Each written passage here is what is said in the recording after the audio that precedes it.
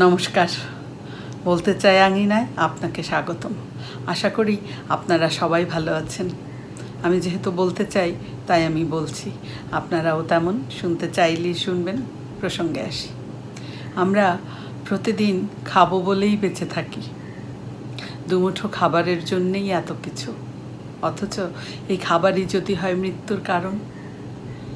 এই খাদ্যে ভেজাল এখন শুধু আর খবরের শিরোনাম নয়, এটি আমাদের নিত্যদিনের ভয়। আজ আমরা বলবো এই খাদ্যে ভেজাল কেমন করে আমাদের শরীর, মন, সমাজ, এমনকি ভবিষ্যৎকেও ধ্বংস করে দেয়। খাদ্যে ভেজাল মানে হচ্ছে ইচ্ছাকৃতভাবে আমাদের প্রতিদিনের খাবারে বিষাক্ত কিছু মেশানো, যেমন দুধে পানির বদলে ডিটারজেন্ট, ফল বা সবজিতে ফরমালিন, হলুদ, মরিচের গুঁড়ো, এমন মশলার গুঁড়োতে কাঠের গুঁড়া কিংবা ইটের গুঁড়া মেশানো, ঘিতে প্যারাফিন, এমন বিভিন্ন ধরনের বিষাক্ত উপাদান মেশানো হয় আমাদের খাবারে। এই খাদ্যে ভেজাল মানেই মৃত্যুকে আমন্ত্রণ জানানো। বাংলাদেশে প্রতি বছর প্রায় 50,000 মানুষ খাদ্যের ভেজালের কারণে প্রত্যক্ষ পরোক্ষ কোনো না কোনোভাবে স্বাস্থ্য ঝুঁকিতে পড়ে। চিন্তা করুন, একটা শিশুর দুধে যদি ডিটারজেন্ট মেশানো হয়, কি হবে তার ভবিষ্যৎ? একজন মা তার অসুস্থ সন্তানের দিকে যখন তাকিয়ে থাকেন, তিনি বোঝেন যন্ত্রণার তীব্রতা। একজন উদীয়মান তরুণ বা তরুণী যখন ক্যান্সারে আক্রান্ত হয়ে মৃত্যুর প্রহর গুনতে থাকে, তার বাঁচার আকুতি, তার বেঁচে থাকার অধিকারের আর্তনাদ আমাদের সমাজকে এফুর ওফুর করে দেয়।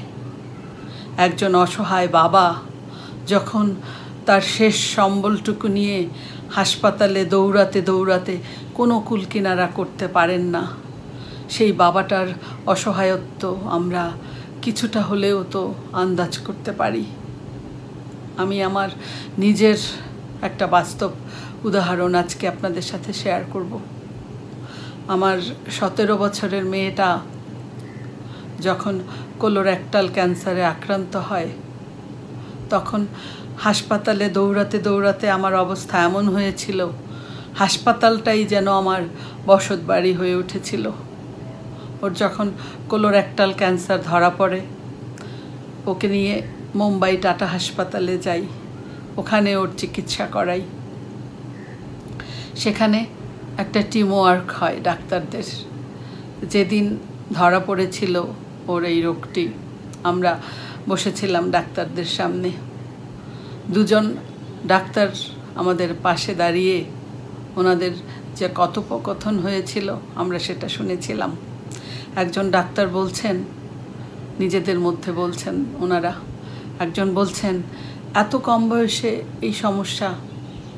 অন্যজন উত্তর করছেন, হবেই তো, ভেজাল মাছ মাংস যে খায়। সত্যিই তো, আমরা যে মাংস খাই, এই যে ফার্মের মুরগি, কি হয় আমরা তো জানি, ইনজেকশন দিয়ে 1 মাসে বড় করে তোলা হয়। এবং এই ফার্মের মুরগির যে খাদ্য, যে বিষাক্ত খাদ্য ওদের দেয়া হয়, চিন্তাও করা যায় না ক্যান্সারের কারণ সে খাদ্য। আবার আমরা যে মাছ খাই, সেই মাছ আমরা তো এখন নদীর কিংবা প্রাকৃতিক উপায়ে বড় হওয়া মাছ আমরা এখন আর খেতে পারি না। আমরা চাষের মাছ খাই, আর চাষের মাছকে খাদ্য হিসেবে কি দেয়া হয় আমরা তো জানি, এই হাঁস মুরগির বিষটা এবং অনেক বিষাক্ত খাবার, যেগুলো খেয়ে মাছ বড় হয় এবং আমরা সেগুলো খাই। মাছ মাংস যদি বাদ দিই, সবজি খাবো। সবজিতে কি হয়? হাইব্রিড সবজি কিংবা বিষ মেশানো সবজি। সবজি ছেড়ে দিয়ে ফল খাবো, তাহলে ফরমালিন খেতে হবে, ফরমালিন খেতে হবে। তাহলে এরকম প্রত্যেকটা খাবারে কোনো না কোনো বিষাক্ত উপাদান। চিন্তা করা যায় এই যে খাবারগুলোতে ডিটারজেন্ট, তারপর সেই সোডিয়াম সাইক্লামেট, তারপর সেই চামড়া পচানোর টেনারি ওয়েস্ট পর্যন্ত এই খাবারে মেশানো হয়।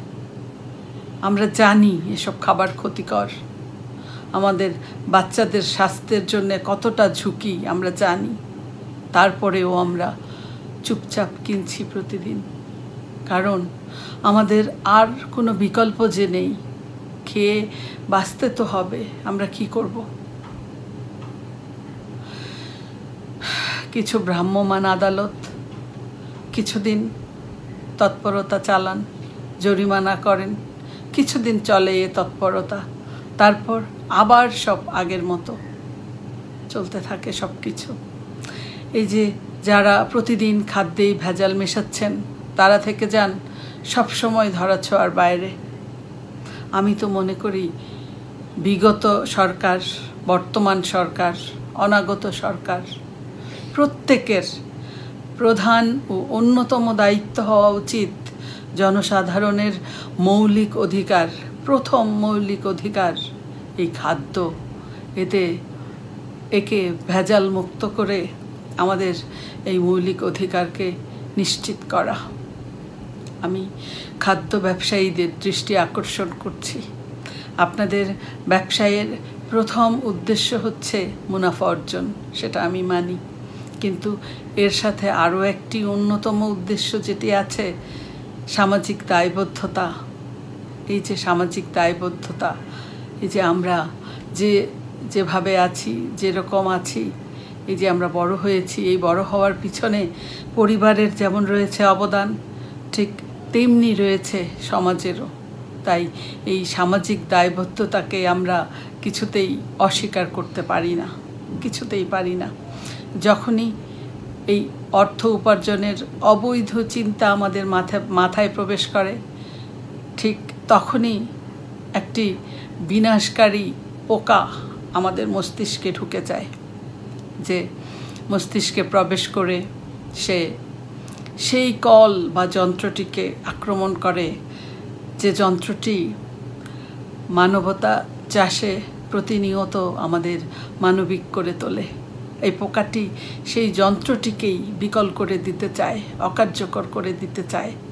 আর তখন আমরা জেনে শুনে মানুষের ক্ষতি করি, আমরা দুবার ভাবি না। আরেকটা বাস্তবিক উদাহরণ আমি দিই, আমার চোখে দেখা। একদিন একটা বাচ্চা ছেলে অসুস্থ হলো, তীব্র পেটের ব্যথা, তাকে হাসপাতালে নেওয়া হলো। ডাক্তার পরীক্ষা নিরীক্ষা করে বললেন যে ফুড পয়জনিং হয়েছে, তার খাদ্যে ভেজাল। এইবার বাবা খুব ক্ষেপে গেলেন, মাকে ধমকাচ্ছেন যে তুমি কি করো সারাদিন? আমার একমাত্র ছেলে, তাকে ঠিক মতো দেখে শুনে খাওয়াতে পারো না, কি করো তুমি? এবার মা বলছেন যে আজকে দুপুরে সে তো বাড়িতে খায়নি, সে রিফাতের জন্মদিনে গিয়েছিল। কোন রিফাত? বাবা প্রশ্ন করছে, কোন রিফাত? সাইফুলের ছেলে? মা বলছে হ্যাঁ, ওর সাথে পড়ে রিফাত, সাইফুল ভাইয়ের ছেলে। এবার বাবা মাথায় হাত, যে আরে ওনার মনে পড়ে গেল সকালের ঘটনা।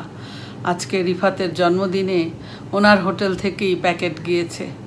উনি বাবুর্চিকে নির্দেশ দিয়েছিলেন যে বাসি পচা মুরগিগুলো আছে, সেগুলোকে একটু কড়া করে ভেজে যেন রোস্ট বানানো হয়, রোস্ট বানিয়ে যেন আজকে সেখানে দেয়া হয়। বুঝুন অবস্থা। আপনারা হয়তো চিন্তা করতে পারেন যে এটা জানলাম কি করে। সত্য কখনোই গোপন থাকে না, কোনো না কোনোভাবে সেটা প্রকাশ পাবেই। এই যে খাদ্যে ভেজালের যে চিন্তাটা, আমি ব্যবসায়ীদের বিশেষভাবে বলছি যে আপনারা অনেক ক্ষমতাধর, আপনাদের অনেক ক্ষমতা, আপনারা যে কোনো কিছু করতে পারেন, তাহলে এই সামান্য পোকাটির কাছে আপনারা কেন হেরে যাবেন? আসুন আমরা এই সর্বগ্রাসী পোকাটিকে আমাদের মস্তিষ্কে স্থায়ী বসতি গড়তে না দিই, একে আমরা বের করে দিই। একে আমরা বের করে দিয়ে আমরা আমাদের সামাজিক দায়িত্ব পালন করি।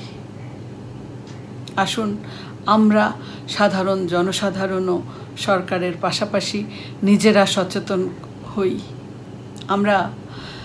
আমরা বাজারে গিয়ে চকচকে শাক সবজি ফল মাছ মাংস এগুলো দেখে প্রলুব্ধ না হয়ে একটু যাচাই বাছাই করে ঘরে নিয়ে আসি।